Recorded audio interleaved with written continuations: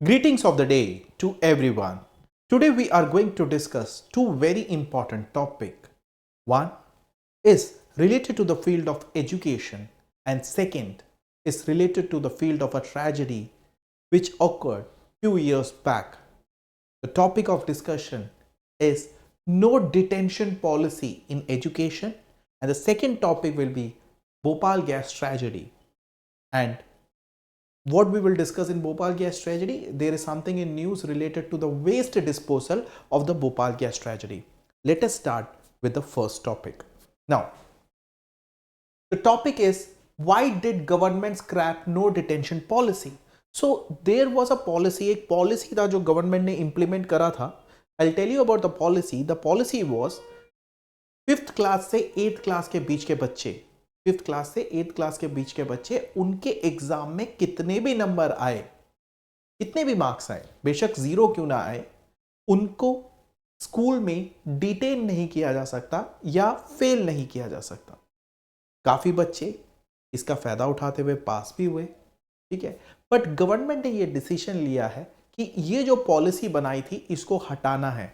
बच्चों के लिए बहुत बुरी बात है, बट क्या वजह है इसके पीछे इस पॉलिसी को हटाने का, क्यों ये पॉलिसी इंप्लीमेंट करी गई थी और क्या वजह है इसको अभी हटाने का, इसके बारे में हम डिस्कस करेंगे. तो why did government scrap no detention policy? So ये तो हमें बहुत क्लियर है कि गवर्नमेंट ने नो डिटेंशन पॉलिसी को स्क्रैप डाउन कर दिया, उसको हटा दिया. अब in December 2024 the union government amended the rules of right to education 2009. अब ये जो नो डिटेंशन पॉलिसी को हटाने के लिए कि हम किसी को फेल नहीं कर सकते, वो पहले लागू कर दिया गया था, उसको हटाने के लिए किस चीज में अमेंड किया था, अमेंड करना पड़ा है right to education act 2009. The rules of right to education act 2009 में चेंजेस करना पड़ा जिसकी वजह से ये पॉलिसी हटाई जाए. This change allows schools to detain students in class 5 and 8 if they fail to meet the promotion criteria after year-end examination. अब जैसे ही ये right to education act 2009, rules of right to education act 2009 में amendment करा, कोई changes लेकर आए और नो डिटेंशन पॉलिसी को स्क्रैप कर दिया, तो क्लास 5 से लेके 8 के बीच के बच्चे को अब स्कूल्स अगर उनके एक 33% ऑफ मार्क्स नहीं आए एग्जाम में तो उनको फेल कर सकते हैं या डिटेन कर सकते हैं, ठीक है. स्टूडेंट विल हैव, अब स्टूडेंट के लिए भी कुछ इसमें बात करी गई है कि ऐसा नहीं है कि स्टूडेंट को भी मौका नहीं मिलेगा. Student will have the opportunity for a re examination after 2 months of additional teaching. अब पहले क्या था कि आप फेल ही नहीं कर सकते, बट अब आप डिटेन कर सकते हैं, फेल कर सकते हैं, बट स्टूडेंट के पास एक अपॉर्चुनिटी होगा दोबारा एग्जामिनेशन देकर उन सब्जेक्ट्स को पास करने का जिसमें आप फेल हुए. और उसमें टीचर्स का योगदान क्या होगा, टीचर्स को बच्चे को एडिशनल कोचिंग देकर पढ़ाना होगा, ठीक है. तो यहां पर टीचर्स की भी रिस्पॉन्सिबिलिटी की बात करिए. This amendment marks a shift from original no detention policy established in 2009 which aimed to elevate pressure on the students, ठीक है. अब अंडरस्टैंड, ये जो अब अमेंडमेंट हुआ है, किस चीज में अमेंडमेंट हुआ है, rules of right to education act 2009 में जो अमेंडमेंट हुआ है जिससे नो डिटेंशन पॉलिसी हटा दिया. अब उसके बाद, अब जो अमेंडमेंट के बाद क्या है, आप डिटेन कर पाएंगे बट बच्चे को 2 महीने के अंदर अंदर आपको बच्चे को दोबारा एग्जामिनेशन लिखवाना है, ठीक है. एग्जामिनेशन लिखवाना है, उसके लिए उसको एडिशनल सपोर्ट प्रोवाइड करना है. अब ये नो डिटेंशन पॉलिसी लेकर क्यों आए थे, समझने की कोशिश करिए. नो डिटेंशन पॉलिसी इसलिए लेकर आए थे कि बच्चों के ऊपर जो एकेडमिक प्रेशर है उसको रिलीज करने के लिए या उसको एलिमिनेट करने के लिए नो डिटेंशन पॉलिसी लेकर आए थे. अब हम इस न्यूज को फर्दर आगे देखते हैं. Background of no detention policy, क्या बैकग्राउंड है. The no detention policy was introduced to ensure that the children could learn without stress of being held back. सबसे पहला इंपॉर्टेंट रीजन क्या था नो डिटेंशन पॉलिसी का लेकर आने का, सबसे फॉरमोस्ट रीजन ये था कि अगर नो डिटेंशन पॉलिसी आएगी तो बच्चे क्या है, फ्रीली पढ़ सकते हैं, उनके मन में फेल होने का या डिटेन होने का एक डर नहीं रहेगा. तो it was the first reason कि नो डिटेंशन पॉलिसी लेकर आए. It was intended to promote continuous learning and reduce demoralization among students. और ये एक अप्रोच था कि बच्चे को एक कंटिन्यूस लर्निंग हो और बच्चा डिमोरलाइज ना हो, फेलियर का डर उनके मन में ना रहे, इसलिए नो डिटेंशन पॉलिसी लेकर आए थे. The policy was however face several challenges in implementation. बहुत चैलेंजेस इस पॉलिसी को लेकर हुआ. Many schools ceased testing altogether. अब बहुत सारे स्कूल्स ने क्या करा, 5th क्लास से 8th क्लास के बीच के बच्चों के लिए एग्जाम ही नहीं करवाते थे, क्योंकि उनको पता है कि अगर फेल भी हो गए तो नो डिटेंशन पॉलिसी है, तो वो एग्जाम ही नहीं कर पाते थे. Leading to automatic promotion without assessing essential skills. Government ये पॉलिसी 2009 में इसलिए लेकर आई थी क्योंकि बच्चा स्ट्रेस फ्री एनवायरनमेंट में पढ़े, बच्चे को फियर ऑफ फेलियर ना हो और एक कंटिन्यूस लर्निंग प्रोसेस हो. बट इसी पॉलिसी का फायदा उठाते हुए काफी सारे स्कूल्स ने एग्जामिनेशन को ही स्किप कर दिया और गवर्नमेंट बहुत वरीड इसलिए हुआ कि बच्चे का जो बेसिक एसेंशियल स्किल्स है वो भी टेस्ट नहीं हो पा रहा. बच्चे को वो ग्रेजुअली कैशली प्रमोट कर देते थे, and which was a wrong thing. ठीक है. नाउ अब क्यों इसको रोल बैक करना पड़ा, इस पॉलिसी से पीछे वापस जाना पड़ा? बहुत सिंपल है. Recent survey brought into light and alarming learning gaps in India's education system. अभी एक रीसेंट सर्वे हुआ था तो उसमें यह पता चला कि भारत के एजुकेशन सिस्टम में एक बहुत बड़ा गैप आ चुका है. कैसे? Annual status of education report, एक रिपोर्ट है एनुअल स्टेटस एजुकेशन रिपोर्ट. उस रिपोर्ट को एनालिसिस किया गया तो यह पता चला, revealed that only 42.8% of class 5 students could read class 2 level textbook in 2022. अब ये नो डिटेंशन पॉलिसी से पीछे जाने का रीजन क्या है? बहुत सिंपल रीजन है. एक रिपोर्ट आता है, एनुअल स्टेटस एजुकेशन रिपोर्ट. अब उसमें 100 बच्चे को, उस रिपोर्ट में ये कहा है कि 100 क्लास 5 के बच्चे को बुलाया, क्लास 5th में पढ़ने वाले 100 बच्चों को बुलाया और बोला कि आप क्लास 2 का टेक्स्ट बुक पढ़ो, क्लास 2 की जो बुक है वो आप वो पढ़ो. तो खाली 100 बच्चों में से 42.8% बच्चे वो क्लास 2 लेवल का टेक्स्ट बुक पढ़ पा रहे थे, बाकी नहीं पढ़ पा रहे थे. दैट मीन्स आपको विदाउट एनी मतलब एक्सेसिंग आपको पास कर दिया गया और आप कहीं ना कहीं क्वालिटी ऑफ एजुकेशन कॉम्प्रोमाइज हो रहा है. Furthermore, the National Achievement Survey indicated a decline in student performance as they progress through the schools.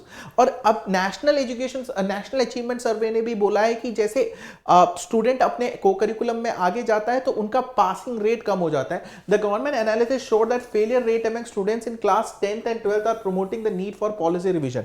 अब क्या हो रहा है कि बेसिक लेवल पे आप 5th से लेकर 8th के बच्चों को तो पास कर रहे हो, बट उनको दिक्कत कहां आ रही है? एक पहली दिक्कत क्वालिटी ऑफ एजुकेशन के बेसिस में कॉम्प्रोमाइज हो रहा है. दूसरा, क्लास 10th और 12th तक तो कैसे ना कैसे करके पहुंच जा रहे हैं, बट क्लास 10th और 12th में फेल हो जाने की मात्रा, number of students getting failed are increasing drastically. तो गवर्नमेंट ने कहा है ऐसा नहीं होना चाहिए, एक प्रोग्रेस होना चाहिए, ग्रेजुअल प्रोग्रेस होना चाहिए और उस प्रोग्रेस को इवैल्यूएट करना बहुत जरूरी है. तो यही रीजन है एनुअल स्टेटस एजुकेशन रिपोर्ट में यह बोला है कि भाई क्लास 5th के बच्चों को टेक्स्ट बुक दिया, अगर 100 बच्चों को टेक्स्ट बुक दिया सेकंड क्लास का तो 42.8% बच्चे क्लास 2 का टेक्स्ट बुक भी नहीं पढ़ पा रहे. And there is a huge gap in the education and there is an absolute lackness in the quality of education. Now proposed measures क्या है? Experts advocate for timely remedial action at every educational stage. अब experts क्या कह रहे हैं? आपको बच्चे के हर स्टेज ऑफ एजुकेशन में आपको इंटरफेयर करना होगा और उसमें एक्शन लेना होगा और उसकी गलतियों को सुधारना होगा. Regular assessment should be conducted by teachers who are the best position to evaluate child's learning. अब वो ये भी कह रहे हैं कि आपको बच्चे को हर जगह पे मॉनिटर करना होगा, टीचर्स को हर लेवल पे बच्चे को एक्सेस करना होगा. ठीक है कि भाई कैसा पढ़ रहा है. The amendment rules require class teachers to identify the learning gaps and provided specialized support. अब ये कह रहे हैं कि क्लास के जो टीचर्स हैं वो बच्चों के गैप्स को आइडेंटिफाई करे, कोई लेक्यूमा है तो उसको आइडेंटिफाई करे और उसको ओवरकम करने में हेल्प करे. School heads are responsible for monitoring the progress of students who are held back. अब स्कूल हेड्स को भी रिस्पॉन्सिबिलिटी है, अगर जो बच्चा पीछे रह रहा है उसको मॉनिटर करके उसको सुधारने के लिए रिस्पॉन्सिबिलिटी है. Now understand, in 2009 government of India took a decision. The decision was very simple. Class 5 to 8 के बीच के स्टूडेंट्स को डिटेन नहीं किया जाएगा. The reason for this was very simple. इसलिए डिटेन नहीं किया जाएगा कि उनके मन में एक फियर ऑफ फेलियर ना हो और दूसरा एक कंटिन्यूस लर्निंग प्रोसेस हो विदाउट एनी प्रेशर. बट कहीं ना कहीं government has felt that this decisions need to be revised. This decision need to be revised, and the reason for revision of that decision is very simple. Somewhere there was a compromise with the quality of education. ठीक है, quality of education कहीं compromise हो रहा था. आप 5th 6th 7th में जा रहे हैं, 8th में जा रहे हैं, बट आप छोटी क्लास की टेक्स्ट बुक भी नहीं पढ़ पा रहे. एंड जब आप हाई स्कूल क्लास 10th और 11th 12th में आ रहे हैं, तो आप वहां पर देख रहे हैं कि सीनियर सेकेंडरी स्कूल्स में आप देख रहे हैं नंबर ऑफ फेलियर्स बढ़ रहे हैं. क्यों? आपका बेस स्ट्रांग नहीं है. Now this revision government has taken a very serious step.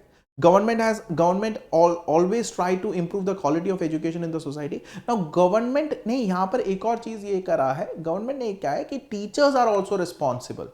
Teachers are also responsible to monitor the students, to give valuable feedback, to enlighten the students. Teachers को भी responsibility दी गई है. अगर कोई बच्चा फेल हो जाता है या detained हो जाता है, the student will be given 2 months time. वो पढ़े, दोबारा एग्जाम दे और पास हो. So this was the news. Now let us switch into the second news that we are going to talk. The second news is about this Bhopal gas tragedy. 1984 के साल में एक tragedy हुआ था, भोपाल गैस ट्रेजेडी. अब इसको लेकर high court ने एक डिसीजन दिया है. हम देखते हैं वो डिसीजन क्या है. ठीक है. Bhopal toxic waste disposal begins in Pithampur. ठीक है, तो भोपाल गैस ट्रेजेडी में जो भी वेस्ट था, उस फैक्ट्री में जो भी केमिकल वेस्ट था, उसको पीताम्पुर जगह नामक जगह पे डिस्पोज करने की बात करी है. अभी ये अचानक क्या हुआ है कि 1984 में ट्रेजेडी हुआ और अब जाकर इन्होंने वेस्ट डिस्पोजल की बात करी है. There might be something, no, understand. A step has been taken to remove hazardous waste from former Union Carbide factory in Bhopal. अब फॉर्मर यूनियन कार्बाइड की जो फैक्ट्री थी, एक यूनियन कार्बाइड फैक्ट्री थी जहां पर एक ट्रेजेडी हुआ भोपाल में, उसमें से उस वेस्ट को रिमूव करने के लिए एक स्टेप लिया गया है. ठीक है, अब क्यों हुआ है, ऐसा स्टेप क्यों लिया है? This action follow stern directive from Madhya Pradesh high court. Madhya Pradesh high court ने कहा है कि बहुत टाइम हो गया है, ये आपने इस फैक्ट्री में से, यूनियन कार्बाइड फैक्ट्री में से बहुत हैजार्डियस वेस्ट पड़ा है वहां पर, उसको रिमूव नहीं करा है, उसको डिस्पोज करना जरूरी है. Which urge authorities to act swiftly to clear the site. Authorities को बोला है इसको जल्द से जल्द यहां से, जो यूनियन कार्बाइड की फैक्ट्री जो भोपाल में है, उसमें से वेस्ट को रिमूव करो जितनी जल्दी हो सकता है, ऐसा हाई कोर्ट ने बोला है. The toxic gas methyl isocyanate leaked from the factory in December 1984. अब वो ट्रेजेडी क्यों हुआ था? एक टॉक्सिक गैस है मिथाइल आइसोसेनेट, ये दिसंबर 1984 को भोपाल के यूनियन कार्बाइड फैक्ट्री से लीक हुआ था, resulting in thousands of death and long-term health issues for many residents. इसके वजह से क्या हुआ? इसके वजह से क्या हुआ है? बहुत सिंपल एक लॉजिक है. मिथाइल आइसोसाइनेट के लीक होने की वजह से आज भी काफी ज्यादा लोग वहां पर भोपाल में जो जन्म लेते हैं, भोपाल के उस एरिया में जो जन्म लेते हैं, फिजिकल डिफॉर्मिटी से सफर करते हैं, और उस टाइम पे भी बहुत लोगों की जान गई थी. But it is an irony that the factory has not, the premises of the factory and the factory has not been cleared, the waste has not been disposed. Now it has taken many years for the high court to issue an order. high court ने एक बहुत stern तरीके से बोला है कि आपको पहले भी बोल चुके हैं कि इसको क्लियर करो. अब हाई कोर्ट ने इनको फाइनल वार्निंग दे दिया है. Court mandated and timeline, court ने एक टाइमलाइन भी फिक्स करा है. The high court has imposed a 4-week deadline for the waste removal, citing a history of inaction. High court ने कहा है 4 हफ्ते के अंदर मुझे यहां से वेस्ट रिमूवल चाहिए, क्योंकि मैं इसको बहुत बार हाई कोर्ट पॉइंट आउट कर चुका है इस वेस्ट रिमूवल के लिए. Authorities have indicated that the transfer process में commence soon with potential completion by January 3. अब अथॉरिटीज ने बोला है कि जो ट्रांसफर प्रोसेस है पीताम्पुर, जो एक्चुअली यहां पर ले जाकर उसको बर्न किया जाएगा, जो वेस्ट है उसको ट्रांसफर जल्दी करेंगे, और उन्होंने बोला है जनवरी 3 तक उम्मीद है कि हम इसको प्रॉपर कर पाएंगे, पोटेंशियली हम खत्म कर पाएंगे. बट एक बात और है कि उसका प्रोसेस अभी भी चल रहा है. ठीक है, उसका प्रोसेस अभी भी चल रहा है. Now incineration procedure, the waste will undergo incineration at Pitampur. ठीक है, और जो वेस्ट को बर्न किया जाएगा with initial burning monitor for harmful residues. अब जो है भोपाल गैस ट्रेजेडी का जो यूनियन कार्बाइड फैक्ट्री है, वहां से वेस्ट ये पीतामपुर जगह ले जाएगा, वहां पर उसको बर्न करा जाएगा। अब जो पहला बर्निंग होगा उसमें देखा जाएगा कि भाई इसको बर्न करते वक्त कोई हार्मफुल केमिकल तो रिलीज नहीं हो रहा है, कि अगर हार्मफुल के लिए केमिकल रिलीज हो रहा है तो ये और भी वाइटल प्रॉब्लम बन सकता है, तो उसको देखा जाएगा। If test indicates safety, the incineration will proceed rapidly, otherwise it may extend to 9 months. अब इन्होंने क्या बोला है कि जनवरी 3 तक हम वेस्ट को तो वहां पहुंचा देंगे, वहां पर हम इस वेस्ट को बर्न करेंगे। अगर कोई हार्मफुल रेसिड्यू प्रोड्यूस नहीं हो रहा है, कोई हार्मफुल गैस प्रोड्यूस नहीं हो रहा है, तो हम क्या करेंगे, कोई हार्मफुल गैस प्रोड्यूस नहीं कर रहे होंगे तो हम इसको रैपिडली हम बर्न करके खत्म कर देंगे। बट कोई हार्मफुल गैस प्रोड्यूस हो रहा है तो ये जो बर्निंग प्रोसेस है या वेस्ट डिस्पोजल है, ये 9 मंथ्स तक चलेगा। अब environmental safeguards to prevent air pollution emission from the incinerator will pass through a 4 layer special filters. Continuous monitoring will assure the compliance with the environmental status. The ash will securely buried to prevent contamination and of soil and water. For example, मैं आपको समझाता हूं। For example यहां पर अगर समझिए कि जो वेस्ट है उसको बरी करा, ठीक है, अब बर्न करा, ओके, ये वेस्ट है इसको बर्न करा। अब जो वेस्ट जब बर्न कर रहे हैं इसको 4 लेयर फिल्टर से जो एयर है बर्न का जो उसका रेसिड्यू निकलेगा, पोल्यूटेंट निकलेगा, 4 लेयर फिल्टर से पास करने के बाद ही एनवायरनमेंट में भेजा जाएगा, क्योंकि इसमें से बर्न करने के बाद बहुत हार्मफुल केमिकल्स निकल सकते हैं जो एनवायरनमेंट को हार्म कर सकते हैं। और इसका जो बचा हुआ ऐश है, जो राग है, वो सॉइल एंड वाटर को नुकसान ना करे, इसलिए उसको भी प्रॉपरली मतलब बरी किया जाएगा, उसको उससे भी दिक्कत ना हो। तो क्योंकि ये केमिकल है, यूनियन कार्बाइड फैक्ट्री में पड़ा हुआ बहुत सालों से केमिकल है, और इसको बर्न करना बहुत ही ज्यादा इंपॉर्टेंट है, ठीक है। और मैटर बर्न करना नहीं, उसका वेस्ट का प्रॉपर डिस्पोजल, ऐश का प्रॉपर डिस्पोजल, और ये जो एयर पोल्यूटेंट निकलेगा उसको प्रॉपर तरीके से मैनेज करना बहुत जरूरी है। उम्मीद करते हैं कि ये जल्दी से जल्दी प्रॉपरली कवर अप हो जाए। लेट अस मूव फर्दर, ठीक है। अब भोपाल गैस ट्रेजेडी के बारे में मैं आपको कुछ इंफॉर्मेशन दे देता हूं। की facts about Bhopal gas tragedy. ये ट्रेजेडी 2 दिसंबर 1984 को Union Carbide India Limited in Bhopal में हुआ था। एक फैक्ट्री है, यूनियन कार्बाइड इंडिया लिमिटेड की फैक्ट्री थी, भोपाल में हुआ था, जिसमें 40 tons of methyl isocyanate gas leak हुआ था, causing immediate death and widespread health issues. 40 tons methyl isocyanate leak हुआ था, 40 tons, and it's a humongous number, ठीक है। और ये डेट याद रखना, 2 दिसंबर 1984। अब क्यों हुआ था ये? इनएडिक्वेट safety measures, proper safety measures नहीं थे, poor design of the plant, जो प्लांट था यूनियन कार्बाइड फैक्ट्री का प्लांट था उसका डिजाइन प्रॉपर नहीं था, सेफ्टी स्टैंडर्ड्स को मीट नहीं कर रहा था, कॉस्ट कटिंग टेक्निक्स यूज किए गए थे जिससे लीक हुआ, ठीक है। मतलब बहुत सारे रीजन थे, प्लांट का डिजाइन प्रॉपर ना होना, कॉस्ट कटिंग टेक्निक ऐसे यूज किए गए थे जो प्रॉपरली अच्छे नहीं थे, एक इंडस्ट्रियल स्टैंडर्ड्स को मीट नहीं करते थे। बहुत लोगों की जान गई, इधर रेफ्रिजरेटर सिस्टम भी फेल हो गया था, बहुत लोगों की जान गई। भोपाल में बहुत बच्चे जो जन्म लिए आगे जाकर, उनको भी बहुत सारा breathing problem, bronchial problems, neuro problems, ये सारे फेस करने पड़े। सो coming let us summarize it. Bhopal gas tragedy 2 December 1984 का हुआ. It has taken High Court so long to take a decision regarding it, but High Court ने authorities को constantly remind करवाया था.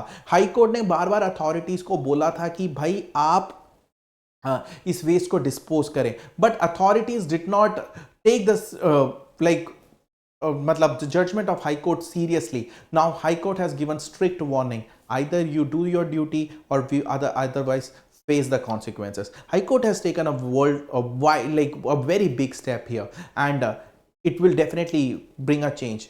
So that's all for the day. Thank you so much and have a nice day.